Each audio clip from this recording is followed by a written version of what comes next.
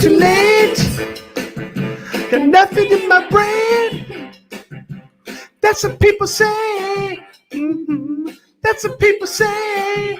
And on too many dates, I can take a stay. That's what people say. That's what people say.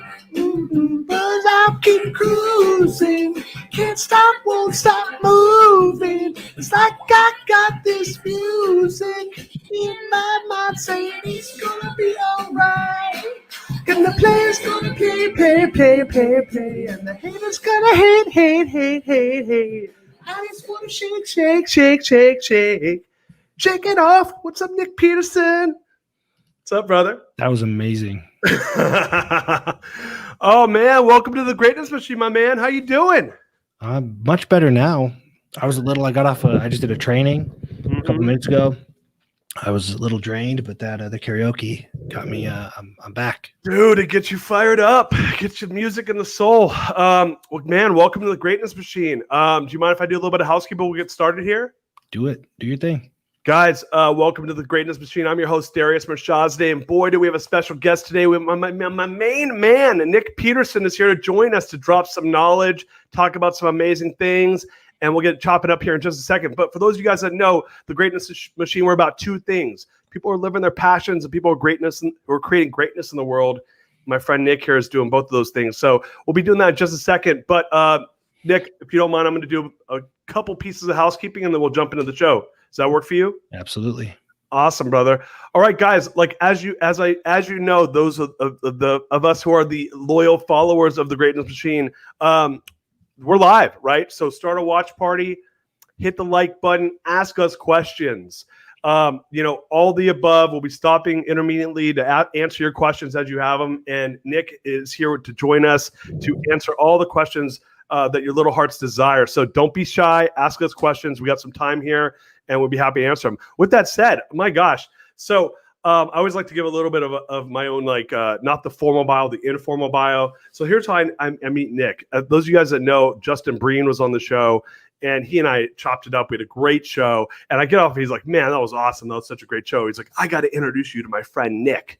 So he makes the intro, and me and Nic get on a call, and I was like, it was like, how can I explain this? It was like just like bombs blowing up in my head in like a 30-minute conversation. And I was like, dude, do you want to be on my show, man? And he's like, yeah, sure. It's like, you're all like nonchalant about it. But yeah, man, turns out like you're just doing a ton of cool things.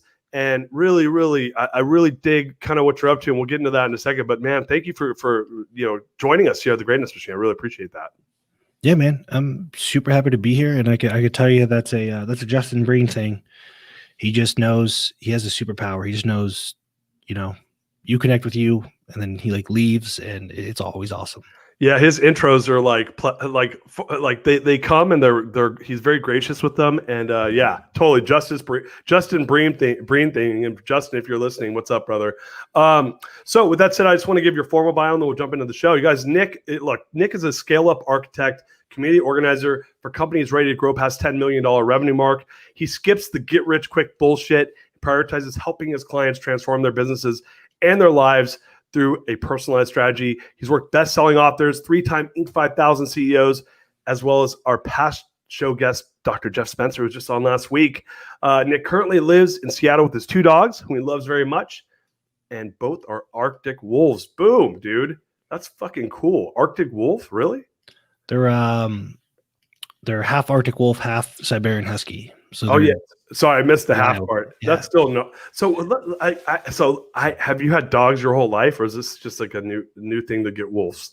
Every year, I do this thing every year because probably like most people, especially if you have entrepreneurs listening, there's that line between like work and play, and we don't know where it is. So every year I pick something that is not going to have a financial return, that requires a lot of focus and energy. And so 2 years ago, I taught myself French. Last year, I learned piano.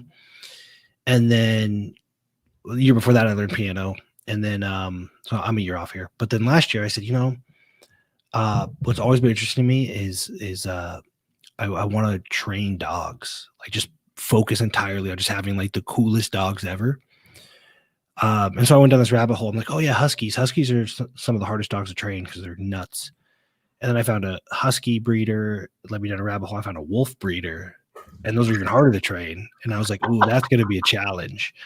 So I got that's what I got them for. They're the best dogs ever. But it was to do something to kind of let, all the problems you're trying to solve throughout the day, just let them percolate while doing something else. And it was dog training last year. Wow. You're so much more motivated than I am. I was like, I want a dog that is zero effort. That is like, so I went the opposite. You went on one extreme, which was half wolf. I went on the other extreme, which is golden doodle. Which I'm like, I want a dog designed to listen to me and to do exactly what I say, and he can't even fucking shed. He's not even allowed to shed. So I'm allergic to dogs, but that's pretty cool, man. Like my former business partner, he kind of does something like that. His are usually fitness oriented once a year. And I know you're a big fitness guy, but I love that, man. The training of the brain in all these different ways, learning of French, training wolves. That's pretty cool. So what is the so you've had the dogs for 1 year, you said? Yeah. So can I ask you a question? What's the best trick you've taught them? Like, what's the best training like thing that you're most proud of? Probably the one I'm most proud of is actually stay. Because of they're Huskies and they're wolves. They have very high prey drive. So it's probably the hardest thing. It's like the most basic. My partner here in this office has an accounting firm. He has a golden doodle, great dog.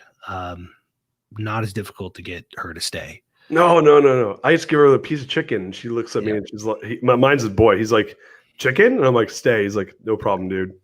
I think the most impressive, it wasn't the hardest, so from being part of it's not that impressive, but other people is they can open doors like with their hands or with their paws or with their nose. They'll just go to the door handle and they just know how to open it. They've opened their own crates before.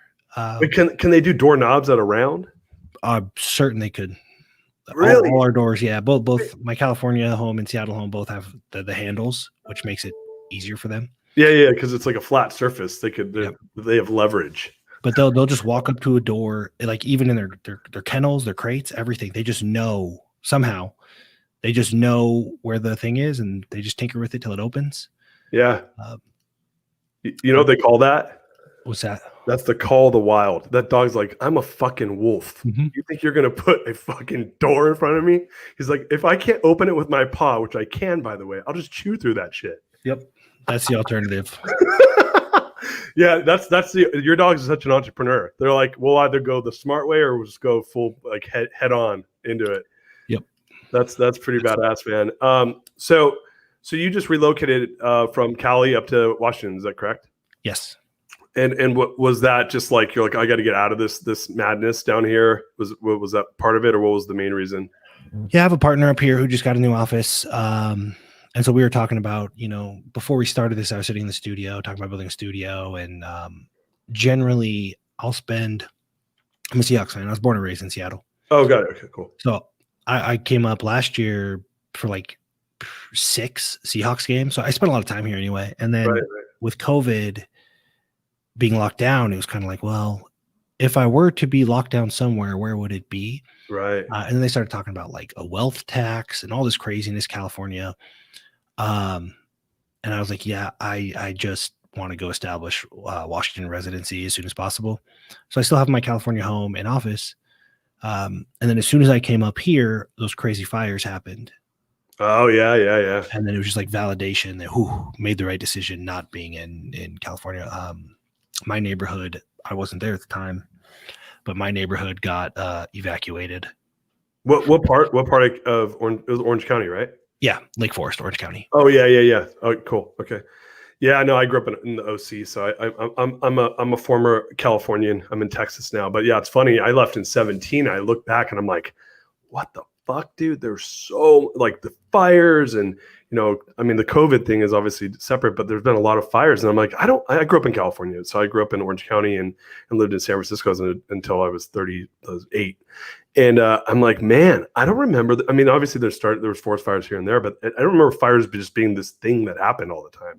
And now it's like oh, Darius, there's fire season, you know, like there's an actual thing that would like it's like its own thing that happens all the time now. So yeah, good move on your part, dude. Well, dude, I, you know, it was funny, like before the show. So last week we had Dr. Jeff Spencer on the show and you came up. Either it was before the show or during the show. I said that I had met you, and he and I have become friends because he's speaking at this event that I do at MIT every year. And I invited him, and so in fact, he's actually potentially going to be coaching me. So yeah, your name came up, and I see what you're up to with Justin, and man, like it just seems like you're kind of what's the word for it? You're like kind of on the edge of the cool things that are happening in this world. Before we go there, though, I want to kind of back up for a second. You know, you're steeped heavily in the entrepreneurial world, working with some pretty interesting authors and influencers, and a lot of people that are just doing some cutting edge stuff. Can I ask you a question? Like, how did you like end up there? I mean, how did it start for you? Because obviously, you know, most people don't start there. That's kind of where they get to, I think, as they elevate and get enlightened as to what they want to be more a part of. Where did you start, and how'd you end up where you're at right now? Yeah, I'll try to make this a short version. I just taught, I call it the 12 days of Nic's Miss. It's the 12 days leading up to my birthday. It's about 14 hours long, where I kind of broke down the whole operating system. But there's for whatever reason, there's the concept of like form over function or function over form, and that just means that, like, for whatever reason, I don't have this functional fixedness. I don't see lines. I don't really believe there's a way things are supposed to be done. I think you just do stuff. There's consequences and benefits, right? And so a lot of I've been fortunate to make quantum leaps by not getting attached to certain things. So my first business was a gym, and it was 10 years ago now. Opened it 10 years and 2 days ago.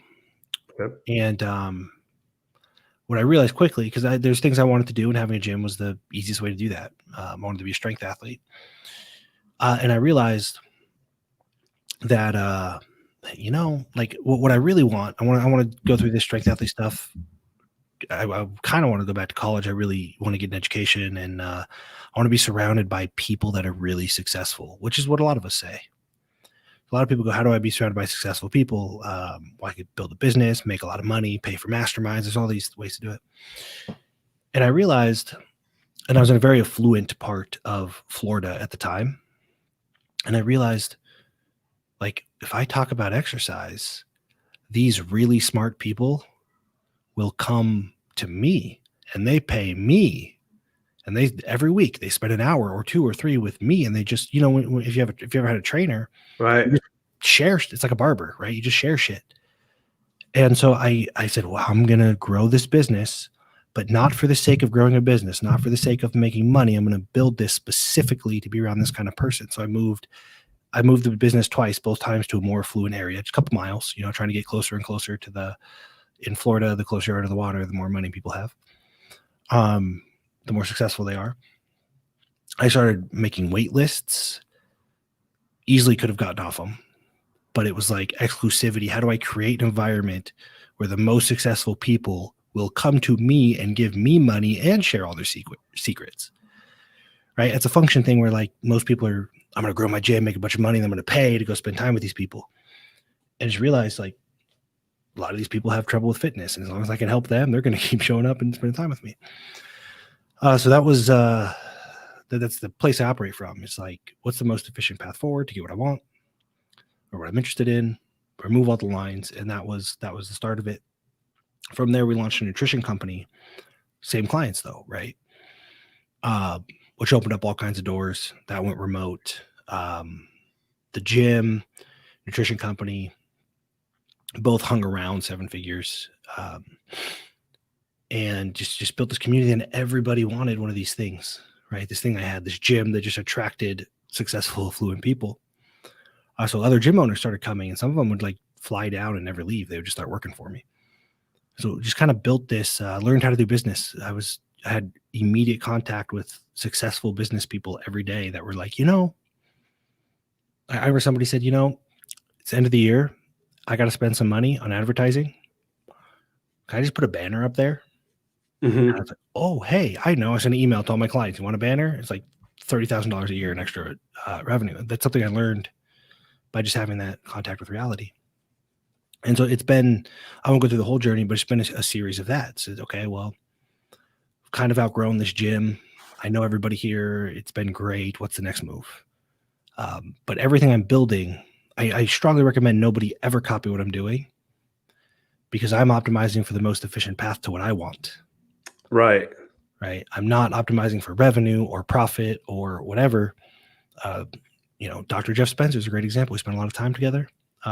That's all part of getting closer to what I want. And he knows that. And so it's that's just been the process, and it opens doors. I have because I'm not attached to the money or the revenue or whatever, people tend to be the higher level people tend to be more comfortable because I just don't sell them anything. Right. I don't try to ride their coattails. I don't post pictures of us hanging out on Facebook for, and so it's just, somebody introduced me to Jeff Moore. Jeff Moore introduced me to Jeff Spencer. Jeff Spencer introduced me to Chris Voss and all those people. And that's how it's gone. It's just been a series of being hopelessly curious. I'm super curious about everything going on, and being 100% transparent. Question I get all the time from people that, are at a lower level, just starting, from people that are way up here that, someday I aspire to be. It's always like, I don't get it. What's in it for you? Right. I tell them, this is what I'm getting out of it. And they go, okay.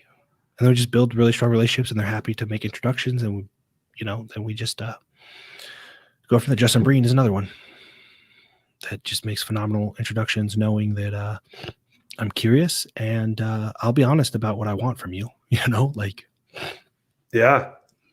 That's cool, man. I love that. I love that attitude. And it kind of I know that Justin's really big into the abundance mindset, and obviously you are as well. So it's having that abundance mindset around, relationships, and not really like quantifying or commoditizing what, to your point, someone says, what's in it for you? I had this person, this woman I was talking to, and I called her up just because, I do CEO coaching now. And I think I mentioned to you before, I exited a fairly large business that I built. And then I started doing some CEO coaching just because I can help people through that. And I called up a person because she had a service that could help my clients. And I started saying, hey, are you interested? I was basically like willing to just make introductions, and kind of the same thing that Justin does. And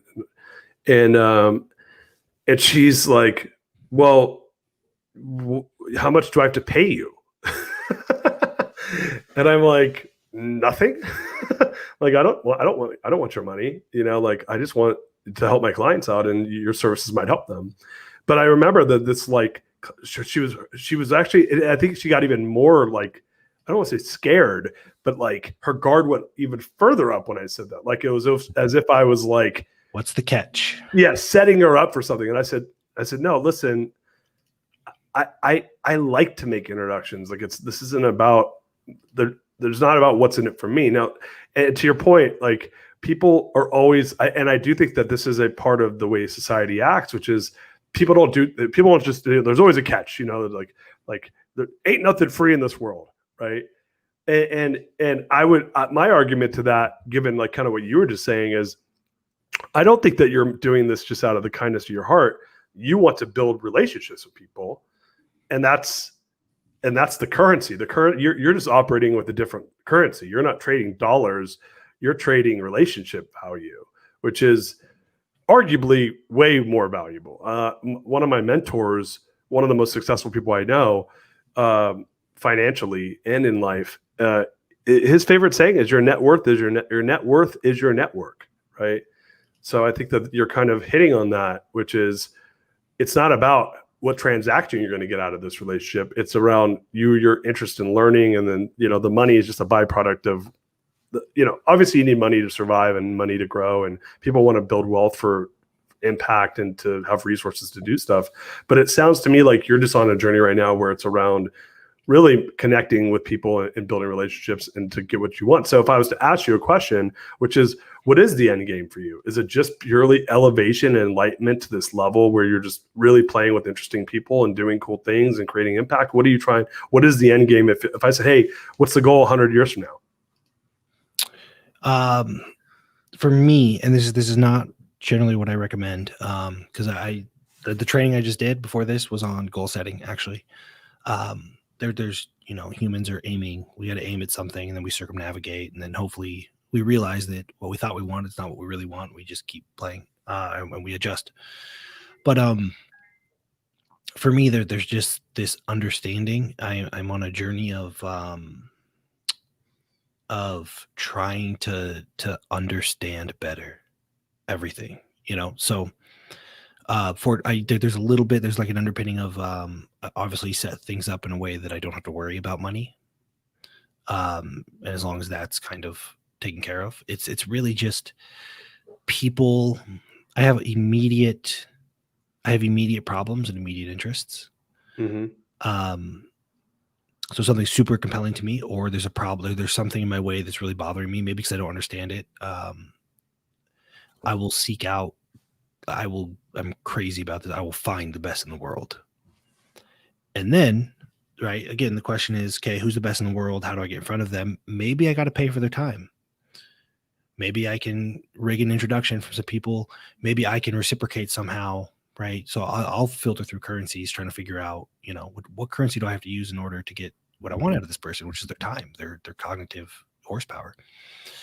But that's what it is right now. There's it's just there's a list of things that I don't really understand that I'm intensely interested in trying to just understand how and why. I do turn around, and so where I sit, my business model's super unique. I sit where I have like the Jeff Spencers on one side, and then I have thought leaders on the other.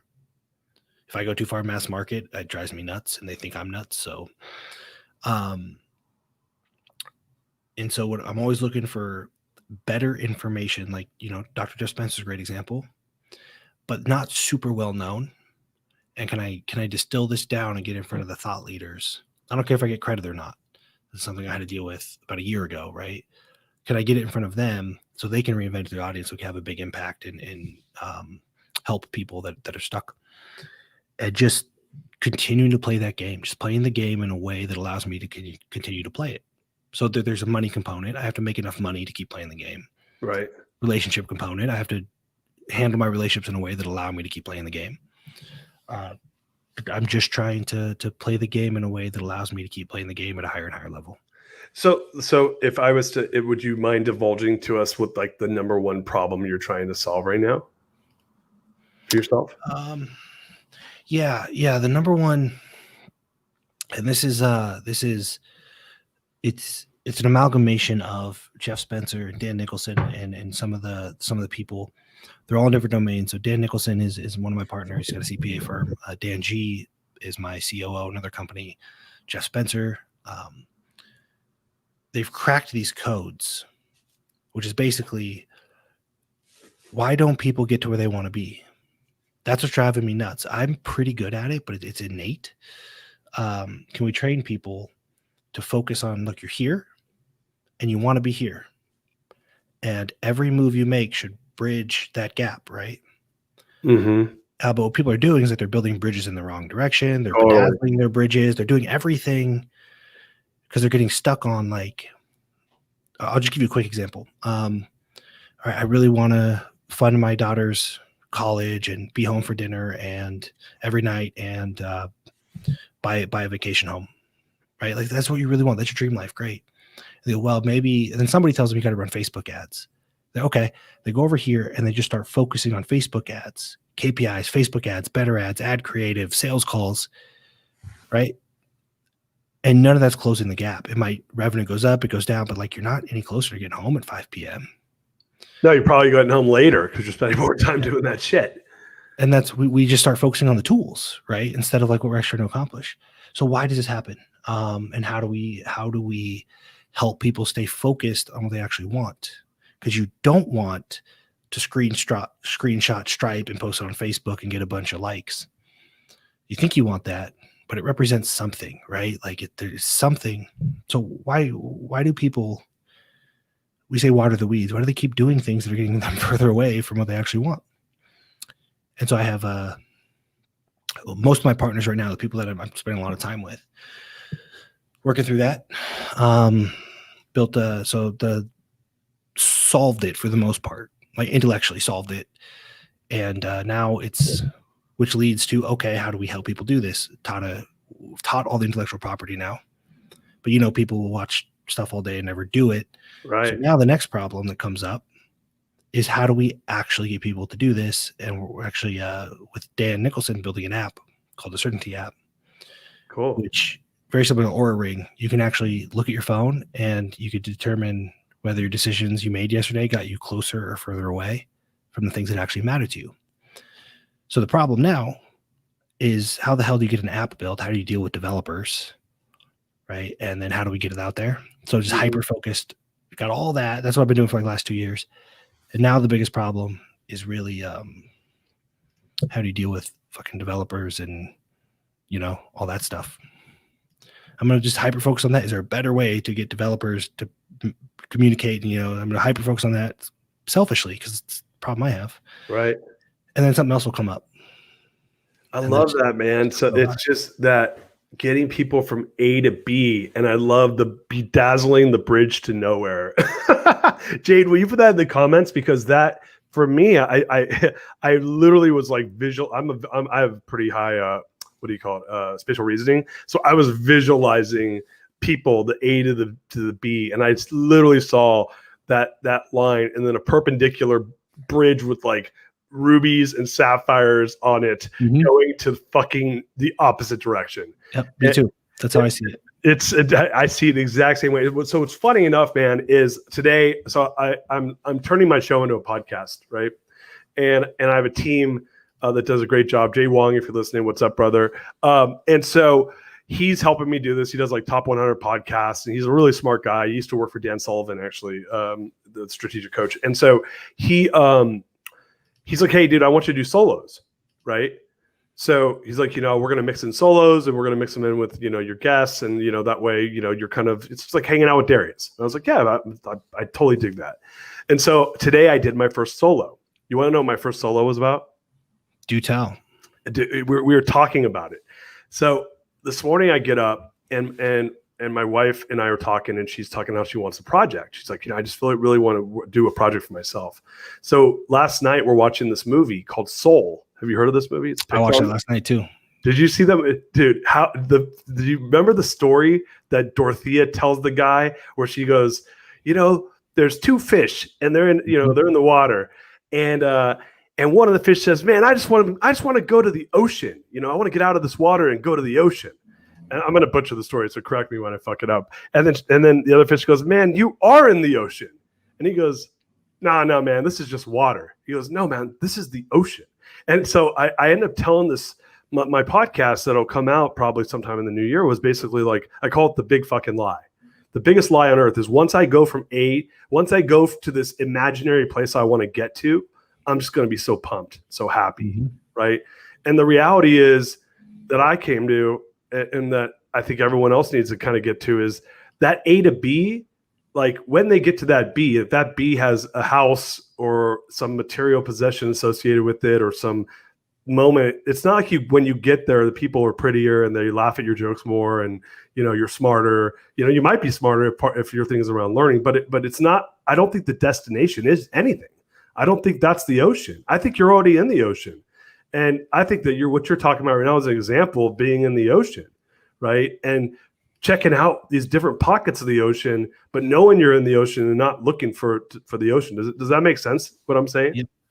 Yep. There's a concept. I teach this in because I'm visual too, so you can see all the notepads and stuff on my wall. I draw everything out. Yeah. But there's a concept pulled from computer science, explore, exploit, and anything on Explore, which is where I spend most of my time, is like, what are the things that are worth exploring? And that's why most people go, what's worth exploring? And then they find something cool. And then they're like, oh, I can make money off this. And they drill down. It's like, I just want to find more stuff. Like, I want to find more games worth playing. I want to play a game to determine whether or not the game is worth continuing to play. And if it is, I want to play it forever. And if it's not, those are actually the things where I'm like, this game isn't worth playing, but I can take some time, build some systems, put it over here. I'll just make money. So there's a distinguish between like me, what I do, and my company. Right? Those are different things. Right. People, I think, struggle with. Most people, their identity at times, when they start to exploit, that becomes them, right? Yep. Like, oh no, I'm the CEO of that exploitation machine over there. That's me. And then once I lose that, I'm nobody. And that's the risk. Most people, I'll tell you guys, anybody listening, hear this recording or live or whatever, why the number one reason people don't get from where they are to where they actually want to be is they won't define where they actually want to be in terms of their life, meaning home by 5 p.m., never miss my daughter's soccer game, and have a wife that is happy, right? Whatever it is. I don't care. Wells in Africa, retire your mom, whatever it is. It's personal to you, no judgment. But people don't define it, because when you define success, you also define failure. Right. So every day you're not home by 5 p.m., you're a failure, and you can't hide behind, but look how much revenue I made, but look how many employees, but look at, right? So a lot of people won't define what success is because they have something, their exploit machine, to hide behind. Right. Their whole life can fall apart, but they'll still say like, yeah, but look at how much revenue I made. Look how successful. Look at my car. Have you ever, like, I drive this car. I wear these clothes. I have this watch. Right. So as long as you don't define what success really is to you in your life, you can always find some trapping of success to hide behind, that's the biggest reason most people never get there. Well, and so there's the what's the name of the book? David Brooks wrote the book Second Mountain, right? You heard this book? I haven't. Oh, you should check it out, man. I haven't read it. I'm the king of recommending books I don't read, by the way. But although I did read Never Split the Difference, Chris Voss, which is a fucking awesome book. Yeah. Since we were just talking about him. No, well, I listened to him do a talk, and essentially he said, look, the world rewards the vanity resume, right? What job did you have? The world, we've built this reward system that we get pats on the back saying, oh, you did such a good job. You're the CEO of this. Oh, you're the Inc. 500 that. Oh, here's an award. You're the best, right? And so it rewards the exploitation machines that we're talking about, which, listen, man, I'm a fan of making money and I'm a fan of building businesses. You're talking to a serial entrepreneur. But what it doesn't reward is the things we're talking about, which is, well, do you care about having a fulfilled life, a loving family? Do you care about living a life of purpose? And his whole idea is that what most people do is they climb this first mountain, they get to the top, the summit, and they're like, I didn't know this is what this is going to fucking be. And then they look and they walk back down to the bottom and they start over on a new mountain.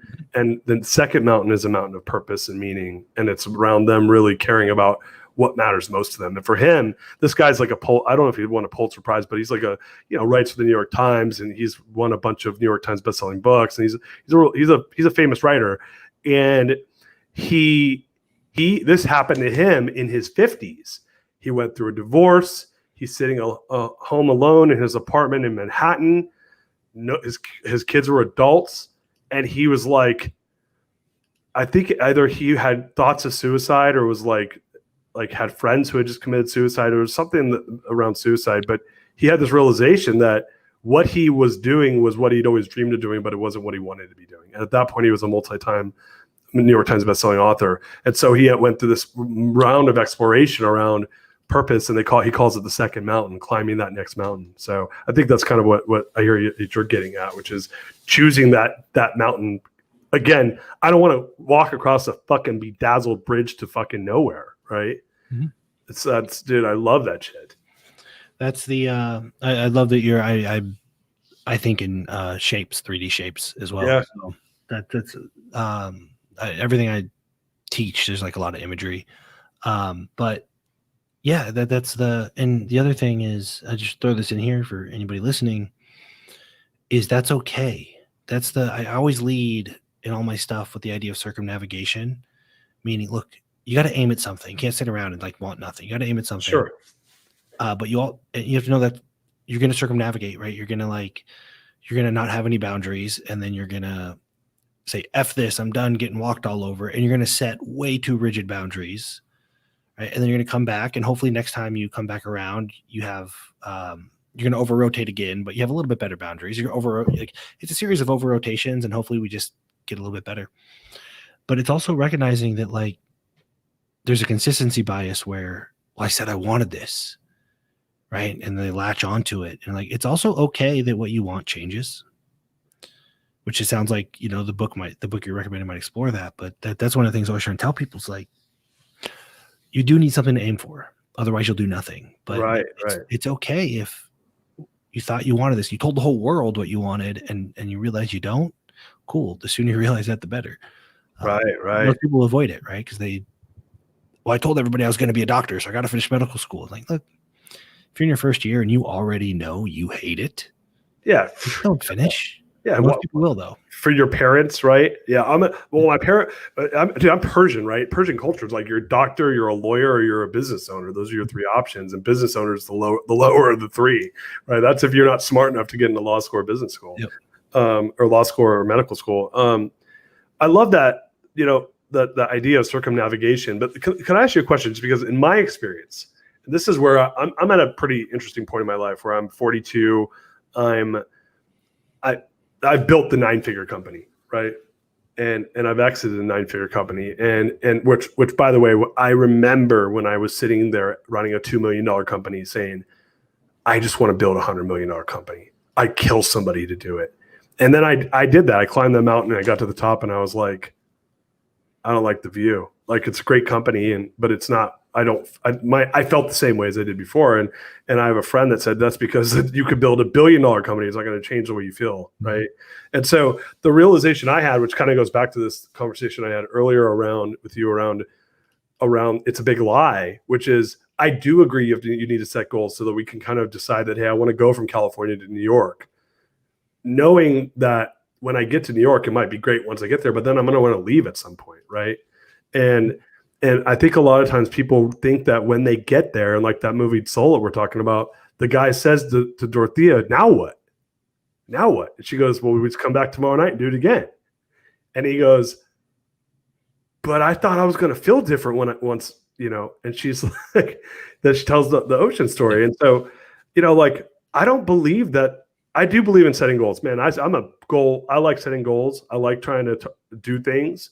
But I think that it needs to be done from a place of purpose and values. And I think that makes a big difference. Like, what are your thoughts around designing goals with values and purpose in mind? Yeah, I think, this could be a 10-hour conversation, but you go back to explore, exploit. And ultimately, I think it's dangerous if you don't know what you want to do, right? I have people say, I don't know what I want to do, but I got to set New Year's resolutions. And no, in my mind, anyway, in my opinion, is you're in explore mode. I can't imagine anything more dangerous than having no idea what right now you value and just picking random ass directions to go. So it's like, it's okay to explore knowing that you are exploring. If you're clear on your values and you're really clear, you feel like you have conviction about what you want, then you set goals. And then the question I always ask is, people get really stuck in their own way. Right? It's like, well, I'm thinking about doing this. What do you think? And the last 5 other people say, well, are you going to do it anyway? If they go, yes. Right. Then stop asking people what they think. Nothing good. If you're going to do, like, if you say, look, I'm going to move to New York. Right. It doesn't all this like, well, you're not going to like it there. And like, are you going to do it anyway? Yes. 100%. I'm going to do it. Yeah. Cool. Then like tune everybody else out because their opinion doesn't matter. All it can do is create dissonance. You've already decided they're going to do it. Right. And that's okay. Some people have to experience something just like soul. You got to be there before you can really understand like, oh, yeah, this isn't what I want. And there's nothing you can say to change their mind if they've already decided. Right. And then if they're like, yeah, I'm not 100% sold, but I just don't know what else to do. Then maybe it's worth having a conversation about values and stuff. So there's just kind of like an if then, but I don't want to introduce friction to people or myself. So if it's like, this is what I'm going to do. This came up the other day, said, I'm going to run this funnel. People keep telling me that dentists won't buy this. What do you think? I said, are you going to run the funnel? Yeah, I'm already decided. Well, who cares what I think? Right? It doesn't, nothing good comes out of, I either validate you or I just stress you out. You're going to do it either way. You know, it's funny. Do you mind if we take a far hard right and talk about marketing for a minute? Because I saw you. I love. By the way, for those of you guys that I don't know, can people follow you? They can follow you on Facebook even if they're not your friend. Isn't that correct? Yeah. I think I've been at the friend limit for like years. Yeah, you're at the friend limit. I went there today because I was looking up what music you like, and it was like Lil Wayne or Taylor Swift. So I tried Lil Wayne, by the way. It wasn't very successful. And I did the theme song from Ballers. I practiced that for about 5 minutes, and I was like, I'm doing Taylor Swift. That's easier. But I went there and I was like, damn, he's got like 5,000 friends, which is the limit. But those of you guys, if you want to follow, you should follow Nic on because you have great posts. And one of the things you were posting about how people market and how it was like 2 days ago, I think it was, where you were talking about how everyone does it this one way, but that's the wrong way. Do you mind kind of diving into that a little bit? Because I'm very, I always joke with people when it comes to marketing. I said, if I'm halfway pissed off at the end of the marketing, it means it was a good campaign. That's like, if I'm super pissed, I'm probably a bad campaign. If I'm mediocre to halfway pissed off, then I was probably successful. What are your thoughts around like how do you create, obviously you have some strong opinions around marketing. Like what do you consider good marketing or the secrets to good marketing? What are your thoughts around that? Yeah, it depends. It depends. Like that's just so I don't know if you're familiar with diffusion of innovations. Yeah, the law of diffusion of innovation. I know it. Yeah. Right. So if you're talking, if you want to attract sophisticated by design, you go to even to like Dunning-Kruger, you like Mount Stupid, the ignorant people, and then educated people doubt themselves. And then some people are enlightened and understand that whole thing. So the problem is when you speak to the mass market, like Dr. Phil, right? If you go to Dr. Phil, not a great technician, but he feels safe. So that mass market, when you speak to the mass market, which is what most marketing programs teach, when you speak to the mass market, you attract mass market who generally speaking, not as educated, not as affluent, and yada, yada, yada. So the things that data is not always information. Okay. There's a gap we're all uncertain about something. If I say something and it closes the gap of uncertainty, it's information. If it makes it wider, it's innovation.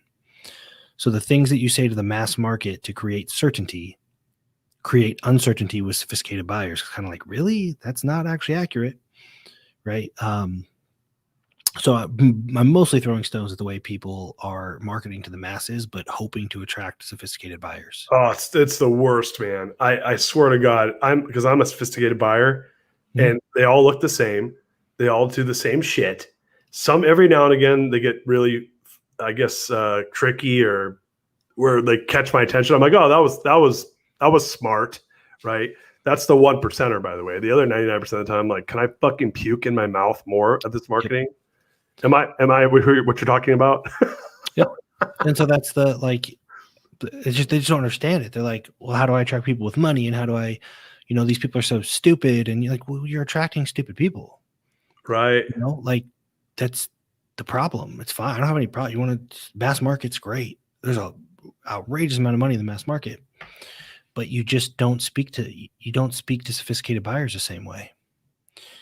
And the things that are attractive, here's the trade-off. The things that is attractive to sophisticated buyers, it closes the gap of uncertainty for them, confuses the shit out of mass market because they don't have the base knowledge to understand what's going on, right?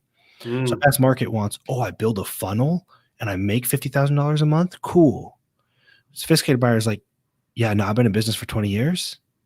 There's something missing there, So the things you say to a sophisticated buyer where they go, oh, yeah, that makes sense. They're often just victims of like domain dependence. They already know, they understand the concepts and principles.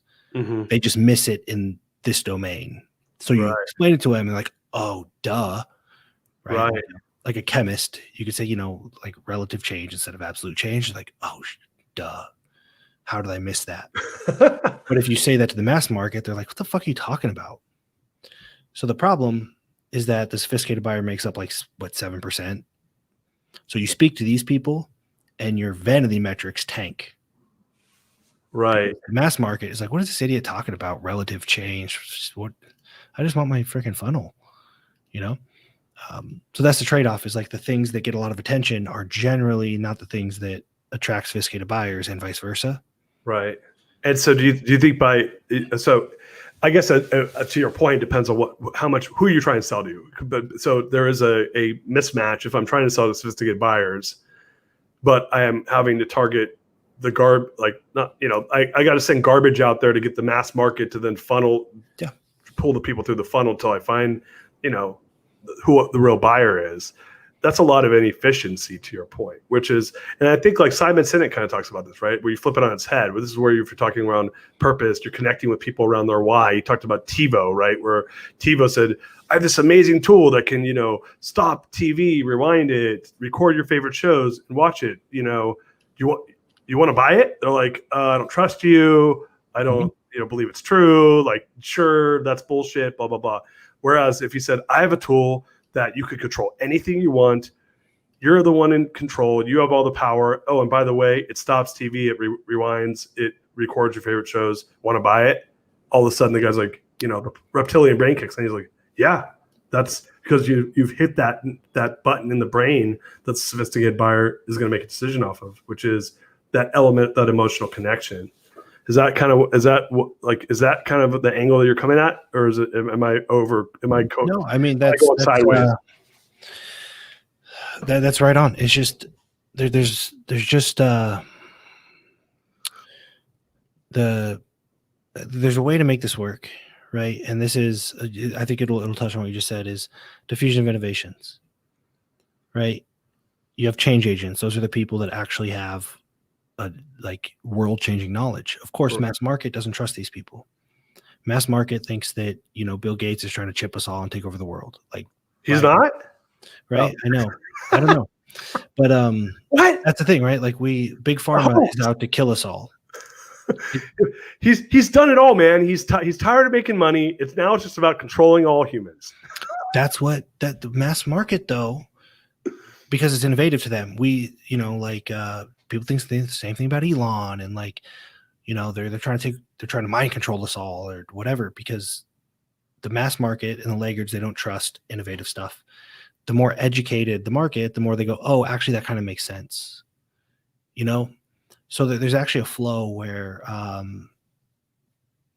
you can change agents don't market. They just sit in a lab and do science and stuff. Right. But if we can get that information in front of it's people like me, it's where I sit, right? And then we can make it palatable enough to put it in front of thought leaders like, Lewis Howes, right? Joe Rogan. Then he can reinvent that language. He'll go, oh, this makes sense to me, because he's smart. He's a thought leader. He's smart enough to do that. And he will turn around, he'll articulate it to his audience in a way they understand it. Right. Right. And it's so on. And then eventually, you have entire market share. So it's the mistake is thinking that all those audiences respond to the same message and not realizing that it's getting reinvented at each step. It's basically getting dumbed down at each step to be a little more palatable. Right. And so that's the thing with TiVo. And if you want mass market, my question is always, what would a thought leader say? That makes total sense, right? How would they articulate this to their audience? I love it, man. What, dude, we're coming up toward the top of the hour here. You're like, I'm like, hey, do you have a hard stop? You're like, well, we can't go for 3 hours. I'm like, oh, I can't go for 3 hours. And I'm like, we're an hour in. I'm like, God darn it. Can we do another hour? This is so fun. Well, look, man, you're working on so many things. Is there anything that we can help promote, or where can people find you? Is there anything that you want to touch on before we wrap it up here? I got a few things. A lot of things going on. The fastest way follow on social media is always a fair. Sometimes I'm there, sometimes I'm not. It depends on if I'm reinventing stuff. I just post it on like social and for feedback. But fastest path is probably my daily email. I send out a daily email.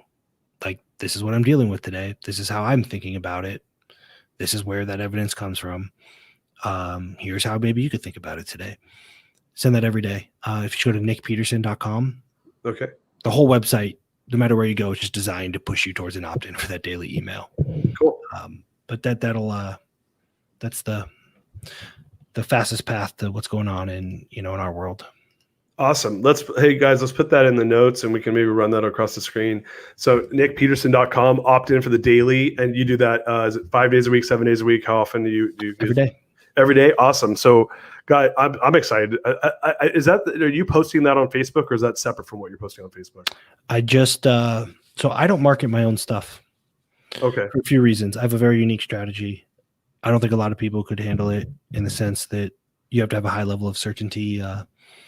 And I don't market my own stuff. Everything, I make it very hard to get into my world outside of like podcasts and stuff. Right.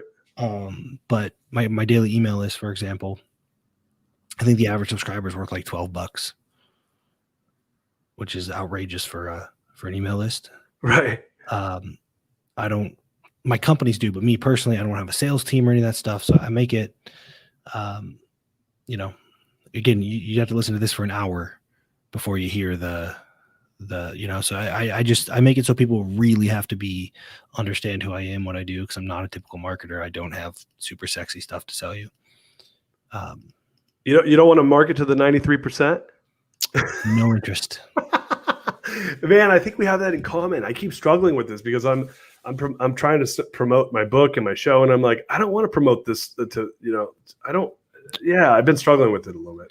I'll tell you what I do before we jump, because this might be useful for somebody. It's Fusion of Innovations. I figured out where I sit.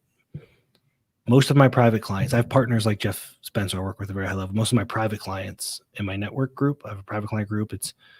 There's 42 of them. No two people do the same thing. So looking at 42 different industries, offers. We got a farmer in South Dakota, but they are all thought leaders in their space. So what I do, if I put good stuff in front of them, certainty and, there's a certain confidence or just disconnect from the outcome. I put my book bumpers in front of them and say, hey, here's a copy, hope you guys like it. I don't put a lot of time into it. And it became like top whatever seller on Amazon. So I know, because I built this group and I put a lot of time into this group, right? If I put something useful out there, it's going to get spread, because they're going to share it with their audience. That's why I engineered that, so I don't have to deal with mass market. I let my private clients talk to their people the way they know how, right, and share my stuff. That's cool, man. Nic Peterson, my brother, so much fun, man. I appreciate you, and this has been. We gotta do this again. Seriously, we should. What we should do? We should do a show with Justin, you, and Jeff Spencer all together. We'll just that'd be great. Get after it. My birthday was 2 days ago. I typically don't tell anybody when my birthday is, because I hate the bullshit Facebook posts, But my birthday was 2 days ago, and what I did was I had a panel, and I had for 3 hours. I had Dr. Jeff Spencer, Justin Breen, and a few other really high caliber people. But it was phenomenal. So if those two will be there, I'm in. Guys, Jeff, Justin, let's do it. I'm gonna make that happen. We'll make that happen sometime in 2021. Gosh, man. So first of all, Nic, thank you so much for being on the show. You're an inspirational guy. You're doing some really cool things, and I love the way you think about just the way you think about the world. It's a unique perspective, and I like where you sit in the diffusion of information bell-shaped curve. I see you. I know what we're talking about here, and I love it. So first of all, man, thank you. Appreciate you. And dude, much love. Do you mind if I wrap up the show and we will stay on for a second and we'll get you going after that? Yeah, absolutely. Guys, what a great show. we went pretty deep into the deep end with Nic. I knew this was going to happen because when he and I spoke for the first time, I was like, this is a longer conversation. And here we are an hour later, and we still could go for probably another hour. But dude, do yourself a favor. Share this with your friends. Share this with your network. Anyone who you think really wants to hear about what's going on in the deep end of Nic's world and some of the great people he's working with. We'd love to have you guys share this, start watch parties, and share this with your network. More people need to be hearing about stuff like this. With that said, guys, everyone, man, I would say what a year, right? What an amazing year, both hard, good, bad, all the above. Everyone's bitching about 2020, but I think that from the difficulty comes the greatness. So looking forward to huge 2021 with you guys. It's been my pleasure to do this show. I'm so pumped that we ended the show strong with Nic here for 2020. Looking forward to huge 2021. With that said, appreciate you guys so much. Subscribe to the show. Send it to your friends and family. And go to the website, www.therealdarius.com. Subscribe there. We're going to be doing a bunch of cool stuff in the new year. With that said, we guys love you so much. Happy 2020. Be safe. We'll see you guys 2021.